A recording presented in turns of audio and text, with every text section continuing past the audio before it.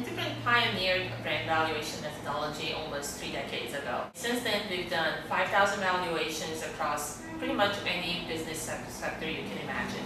Our methodology is the only one that has received the approval of International Standards Organization, and so the only one that actually has that accreditation.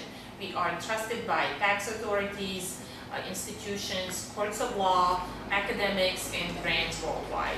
Our methodology has 3 components. The first part is the financial analysis. We always start with financial analysis because we believe that in order to get to a tangible number for an intangible asset, we really need to ground it very firmly in the financials. And by financials, we mean earnings. Good brands drive demand for their owners and therefore help generate earnings. The second step, once we establish the earnings that are generated by a brand overall, the second step is to understand which portion of those earnings are attributable to brands specifically. So how much of the overall pie can be really attributed to the brand? And this is obviously a number that ranges between a 0 and 100. And then, like any other valuation, we need to project into the future. We are looking at the revenues and earnings that the brand will bring in the future. In order to express that number that is in the future in the dollar terms that are today, we need to be able to discount it back to present.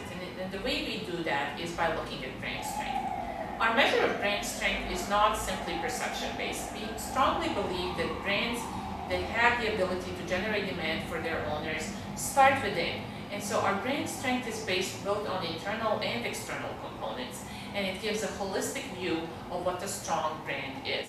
We add the elements together and come up with a number, and that's the number that you see on the best global brands list. The number itself is interesting, but it's not the most interesting thing about valuation. What's a lot more valuable to our clients is understanding what drives the number. How do we make the number bigger?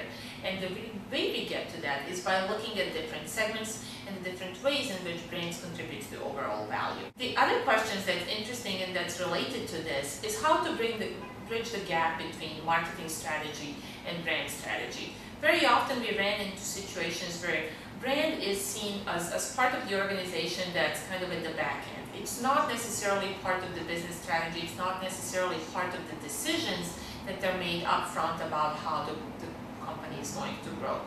Once we understand in which ways brand contributes to the overall value of the company, it elevates the importance of brand at the decision maker's table, and it really helps us understand how to utilize the brand for the overall growth of the company.